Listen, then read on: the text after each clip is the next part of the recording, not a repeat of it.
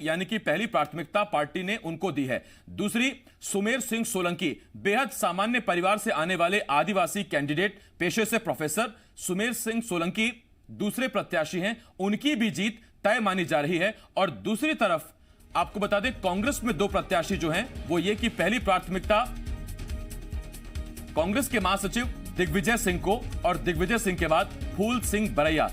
दलित चेहरा है, लेकिन फूल सिंह बरैया के लिए परेशानी यह है कि उनको जरूरी वोट नहीं मिल पा रहे हैं। दोनों पार्टियों की रणनीति भी हम आपको बताएंगे। सबसे पहले यह सुनिए कि दिग्विजय सिंह के बारे में कल जो रणनीति बनी कांग्रेस आला कमान से बातचीत करके, वो ये बनी थी कि 54 से 55 विधायक दिग्विजय सिंह को वोट देंगे। जब ये कहते हैं कि 54 से 55 विधायक दिग्विजय सिंह को वोट देंगे, इसका मतलब यह है कि दूसरी सीट पर कांग्रेस ने उम्मीदें छोड़ दी हैं। और अहम बात यह कि 52 के 52 वोट भी दिग्विजय सिंह को दिए जा सकते थे, लेकिन चूंकि कल 92 कुल कांग्रेस के विधायकों में से 90 विधायक ही मॉक पोल में मौजूद रहे थे। कुणाल चौधरी अस्वस्थ हैं, बीमार हैं, उनको हालांकि बैलेट इश्यू हो जाएगा, लेकिन लक्ष्मण सिंह जो चाचौड़ा से विधायक है, दिग्विजय सिंह के भाई हैं, मॉक पोल में शामिल नहीं हुए थे। कांग्रेस किसी तरह का रिस्क लेना नहीं चाहती।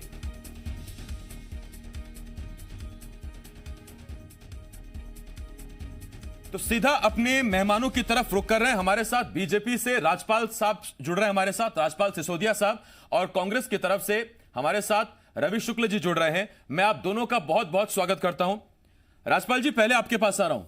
सर, बधाई हो। अब तक के जो समीकरण है, क्योंकि ये कोई जनता का चुनाव है नहीं कि जनता वोट करे प्रत्यक्ष तौर पर, उसके बाद काउंटिंग हो, फिर नतीजा सामने आए। यहां तो विधायक जिसके ज्यादा उसका सांसद। तो बधाई हो, आपके दोनों सांसद बनते दिख रहे हैं। जी, निश्चित तौर पर भारतीय जनता पार्टी के दोनों सांसद जो है राज्यसभा में पहुंचेंगे, क्योंकि हमारे यहाँ पूरा संगठनात्मक दृष्टि से भी और तमाम तरीके से जो है एक सूत्र में बंधे हुए हमारे सारे 107 विधायक हैं और आवश्यक बहुमत हमारे पास है।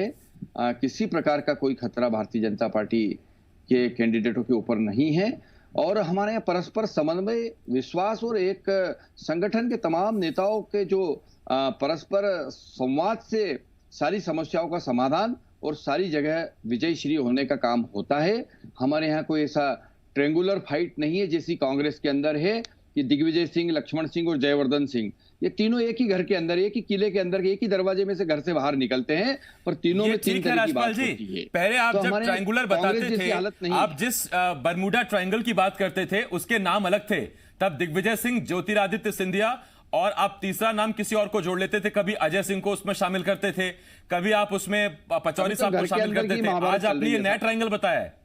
घर के अंदर की महाभारत है ये राघवगढ़ के किले से चल के भोपाल आ गई है, और ये जो ट्रायंगुलर फाइट जो चल रही है, घर के अंदर का घर्षण है, ये कल की हमने कांग्रेस विधायक दल की बैठक में देखा है। जिस प्रकार से मैं लौटूंगा इस पर आपके पास, लेकिन एक ट्रायंगल आजकल जो कांग्रेस वाले बीजेपी में ढूंढ रहे हैं, वो कह रहे हैं एक तरफ शिवराज, एक तरफ कैलाश विजयवर्गीय और एक तरफ ज्योतिरादित्य सिंधिया। ये नया ट्रायंगल बीजेपी में उभर रहा है, इस पर भी हम बात करेंगे। बहुत वक्त है अभी अपने पास। रवि जी, मैं आपके पास आ रहा हूं। रवि जी, मैंने राजपाल जी को बधाई दी है, लेकिन मैं आपको शुभकामनाएं देता हूं। आपके विधायक भी लाइन में लगे हुए हैं, बारी बारी से वोट कर रहे हैं। इस तरह के चुनाव में अमूमन प्रवक्ता, राजनेता, नेता अंतरात्मा को बड़ा जोर देते हैं। वो कहते हैं कि दूसरी पार्टी के विधायक भले ही हों, लेकिन उनकी अंतरात्मा देखना हमारी तरफ उन्हें खींच लाएगी। तो आपको भी ये अंतरात्मा नजर आ रही है क्या, या कुछ अलग विशेष कहना चाहते हैं आप?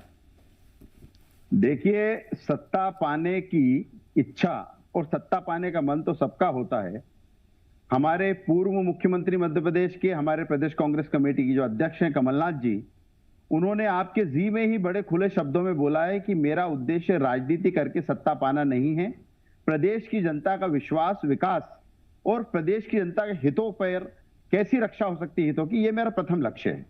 यदि कांग्रेस पार्टी के मुखिया और कांग्रेस पार्टी के प्रमुख सत्ता से ज्यादा यदि प्रदेश की आवाम की, जनता की चिंता के बारे में बात करें, इससे स्पष्ट होता है कि उनका ध्यान या कांग्रेस पार्टी का ध्यान किस तरफ है। जहां तक रही अंतरात्मा का प्रश्न है, तो बिल्कुल तय है कि अंतरात्मा तो किस समय किसकी कहां पर चली जाए, ये राजनीतिक रूप से बोलना या अराजनीतिक रूप से बोलना, दोनों विषय में सत्य बात है।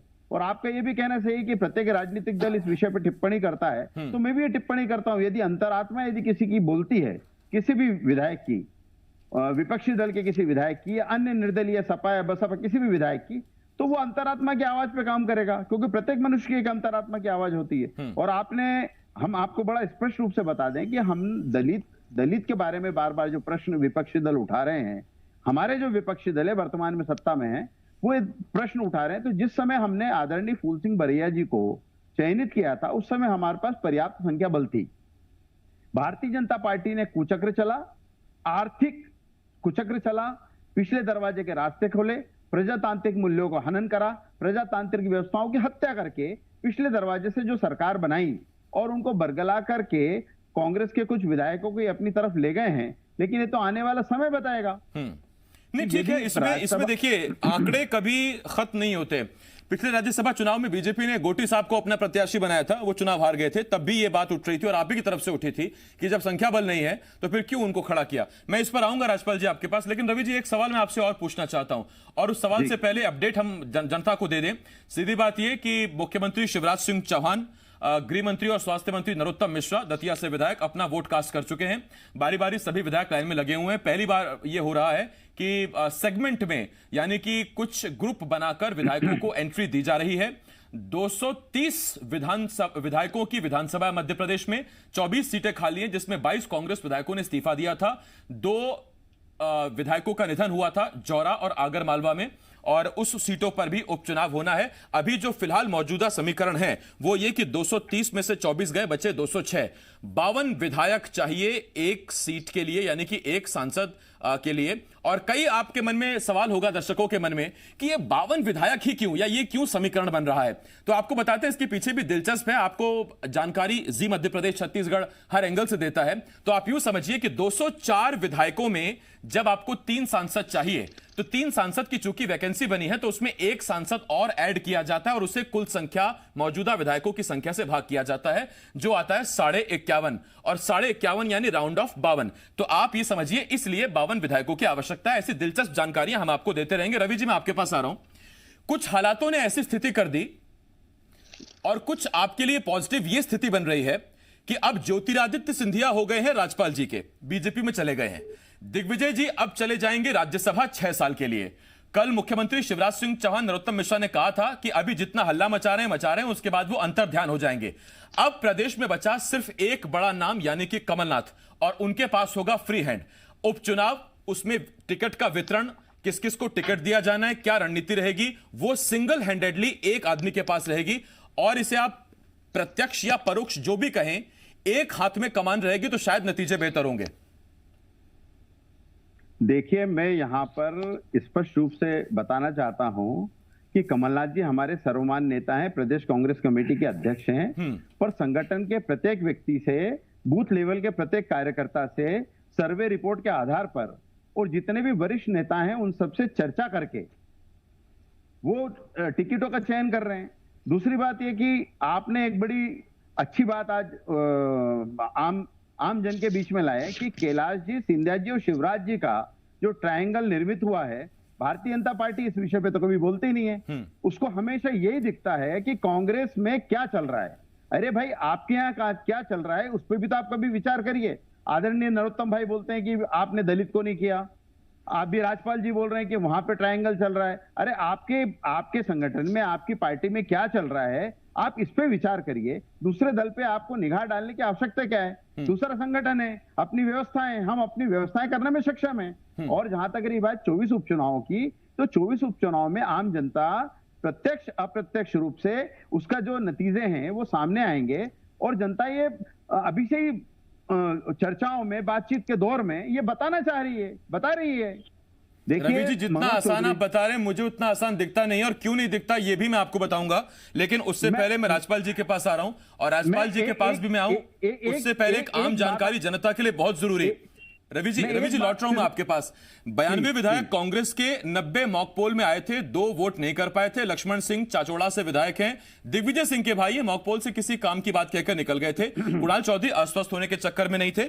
57, 55, 56 वोट के आसपास दिग्विजय सिंह को देने की रणनीति बनी है, यानी कि दूसरी सीट पर अभी तो कांग्रेस ने उम्मीद छोड़ दी है। उधर पहली प्राथमिकता जो ज्योतिरादित्य सिंधिया की है, पार्टी ने तय किया है कि 57 विधायक ज्योतिरादित्य सिंधिया को वोट करेंगे और 56 विधायक वोट करेंगे सुमेर सिंह सोलंकी को। यह पार्टी के अंदरूनी जानकारी है। और आपको यह भी बता दें कि अगर आप ये हिसाब किताब लगा रहे हैं कि 57 और 56, ये तो होगा 113, पार्टी के विधायक 107, तो इसमें 6 विधायक आप और जोड़ लीजिए।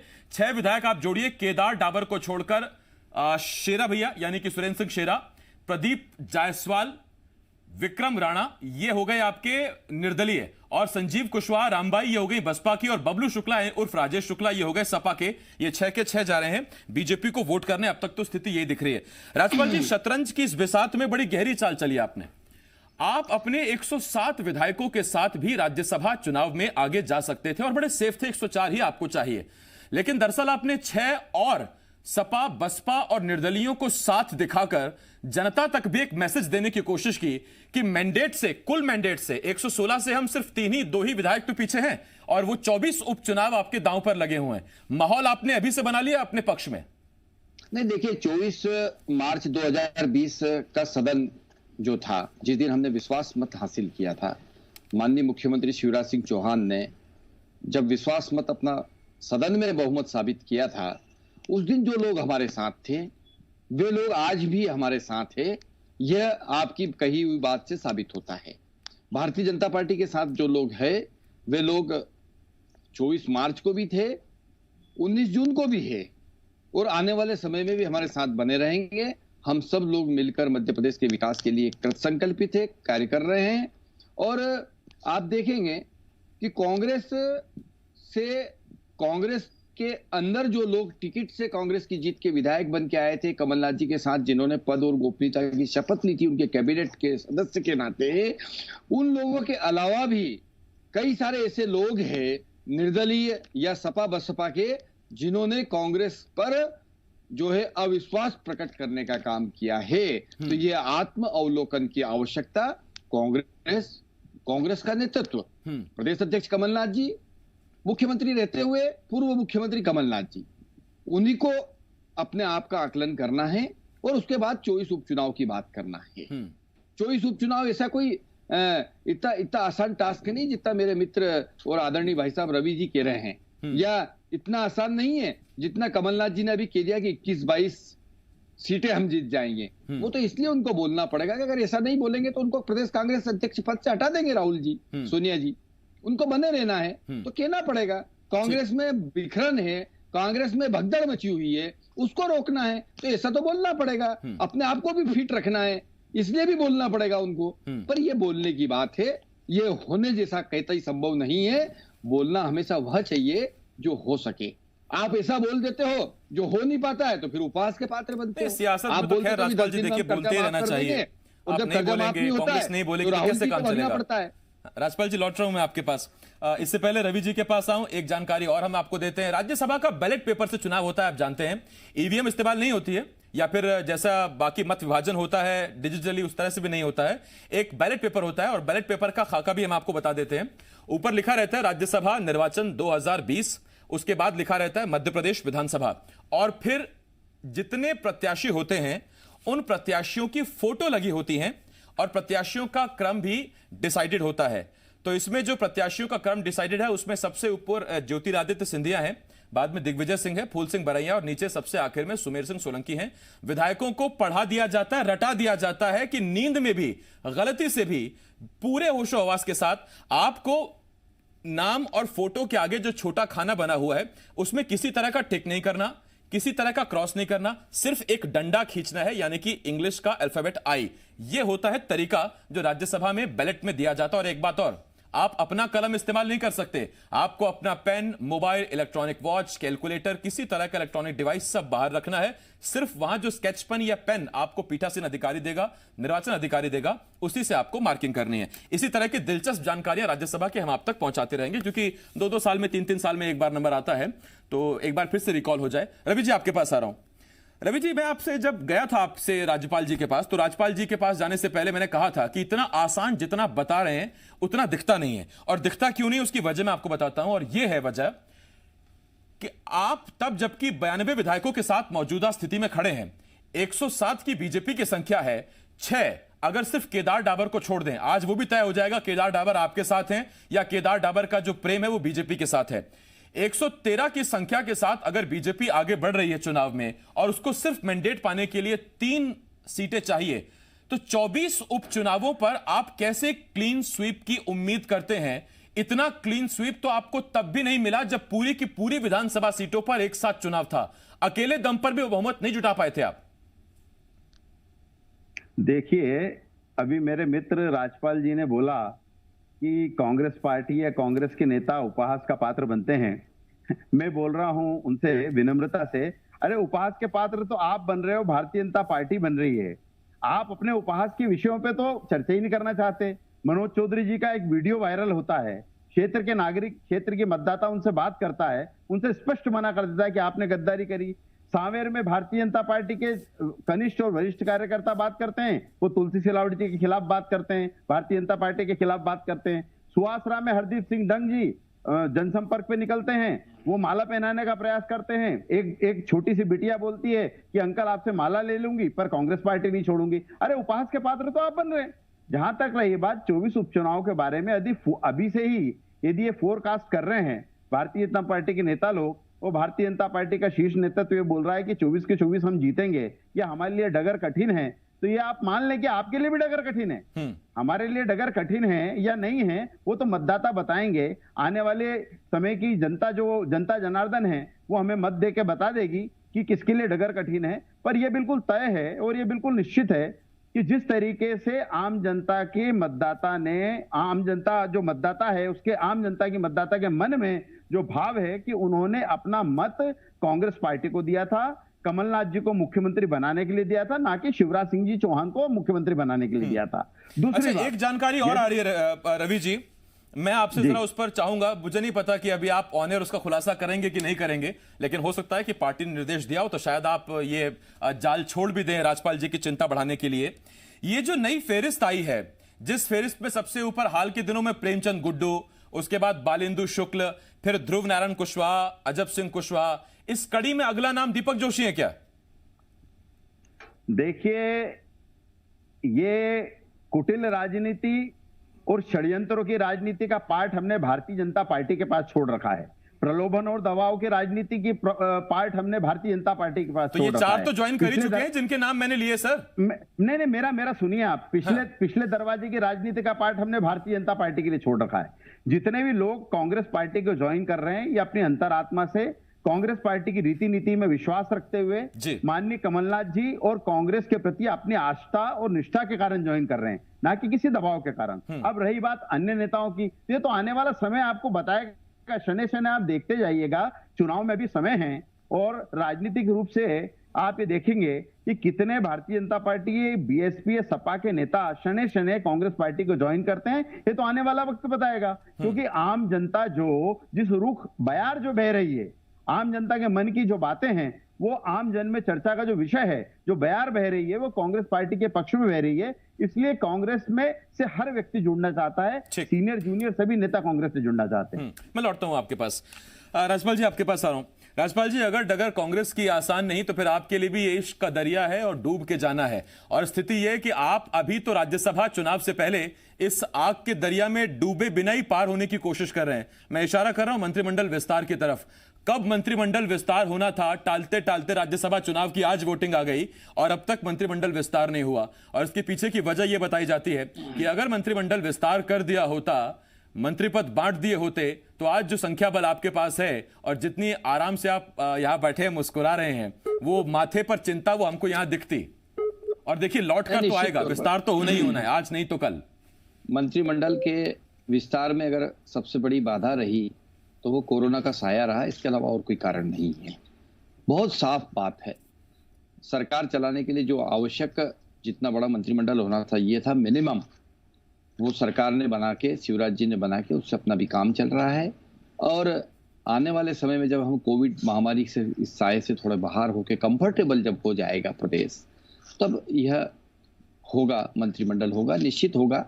और आप हम सब देखेंगे कि बड़े सामान्य तरीके से वो सारी घटनाक्रम हो जाएगा और मंत्रिमंडल का गठन हो जाएगा। कहीं कोई कांग्रेस भले सोचती रहे पर ऐसा कुछ भी भाजपा में नहीं होगा जिससे कांग्रेस को लाभ मिलेगा। ये कांग्रेस मेरे वाले मित्र पूछते हैं राजपाल जी कि 107 विधायकों की जब विधायक दल की बैठक हो सकती है, इतने सारे लोगों का जब भोजन एक साथ हो सकता है, तो 20-22 मंत्रियों को शपथ दिलाने में दिक्कत क्या है?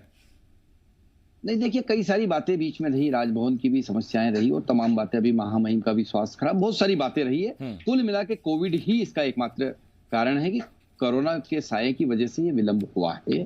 मेरे कांग्रेस के मित्र अभी जो बात कह रहे थे, डबल स्टैंडर्ड की बात कह रहे थे, दो तरह की बात कह रहे थे आदरणीय रवि जी, कि अगर कोई कांग्रेस ज्वाइन करता है तो वो अंतरात्मा की आवाज है, और अगर कोई भाजपा में आता है तो वो सौदेबाजी है। तो भाई साहब, ये दो तरह के बात तो नहीं चलेंगे, दो तरह की बात तो नहीं चलेगी, बात तो एक ही रहेगी। अगर अंतरात्मा तो अंतरात्मा, सौदेबाजी तो सौदेबाजी। अब आप करें तो अंतरात्मा की आवाज, और हमारे यहाँ कोई आता है तो आप कहते हो कि हमने सौदेबाजी कर ली, तो ये बात तो ठीक ही नहीं है ना। दर्शक भी सब समझता है,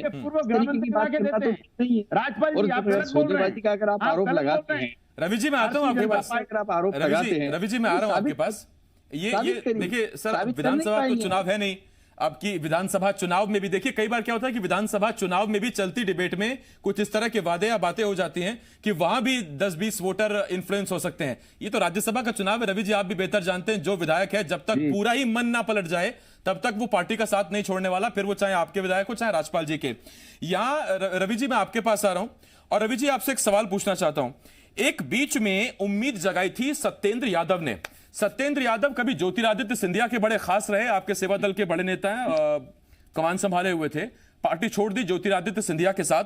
उसके बाद जब वापस आए, बड़ा खुलासा किया, उन्होंने कहा सिंधिया का दम घुट रहा है और देखिएगा कुछ दिन बाद वापसी कर सकते हैं। एक सनसनी फैला दी थी उन्होंने, लेकिन उसके बाद आज की स्थिति ये कि आज तो नतीजे आ जाएंगे, 4-5 बजे काउंटिंग शुरू हो जाएगी, उसके बाद नतीजे आ जाएंगे और ज्योतिरादित्य सिंधिया जा रहे हैं दिल्ली राज्यसभा में। फिर वो कहां से वो उम्मीद है? ये आप दरवाजे ही बंद कर दिए आपने सिंधिया के लिए। देखिए, प्रजातांत्रिक व्यवस्थाओं में जनता जनार्दन भगवान होती है। छोटा प्रतिनिधि हो, जनप्रतिनिधि हो, विधायक हो, लोकसभा का हो या राज्यसभा का हो, प्रत्यक्ष अप्रत्यक्ष रूप से जनता जनार्दन ही उसका चयन करती है। हमारा यह कहना है कि सिंधिया जी जाएं, भारतीय जनता पार्टी से राज्यसभा सदस्य बन के जाएं, हमें कोई दिक्कत नहीं, हमारी शुभकामनाएं। पर जिस तरीके से उन्होंने कांग्रेस के साथ विश्वासघात करा, जिस तरीके से उन्होंने मां को धोखा दिया, अपनी मातृ संस्था को धोखा दिया, जिस संस्था ने उनको फर्श से लेकर अर्श तक बिठाया, कांग्रेस पार्टी का महासचिव बनाया, केंद्रीय मंत्री बनाया, सम्मान दिया, प्रत्येक कार्यकर्ता उनको अपने पलकों पे बिठाता था, जिस तरीके से उन्होंने धोखा दिया, कांग्रेस पार्टी की व्यवस्थाओं पे कांग्रेस पार्टी के साथ उन्होंने कुठाराघात करा, मां का हृदय को छलनी करा, यह निंदनीय है। यदि वो जाते हैं राज्यसभा में जाएं, क्योंकि उनका तो उद्देश्य मात्र ये है, वो सत्ता के सत्ता लोलुप हो गए थे सिंधिया जी, वो मात्र सत्ता के अलावा उनको कुछ दिख नहीं रहा था। उनकी मंशा और इच्छा थी कि मैं राज्यसभा में चले जाऊं। रवि जी माफी चाहूंगा, वक्त मेरे पास खत्म हो गया, लेकिन बड़ा अच्छा सेशन रहा है आपके साथ, राजपाल जी के साथ। बहुत बहुत शुक्रिया रवि जी, बहुत शुक्रिया आपका। राजपाल जी आपका भी बहुत बहुत शुक्रिया। हमें एक छोटे से ब्रेक के लिए रुकना होगा, लेकिन राज्यसभा चुनाव पर सबसे बड़ी कवरेज मध्य प्रदेश छत्तीसगढ़ के नंबर 1 चैनल जी मध्य प्रदेश छत्तीसगढ़ पर लगातार जारी है। बस यूं छोटा सा ब्रेक है, फौरन लौट के आ रहे हैं।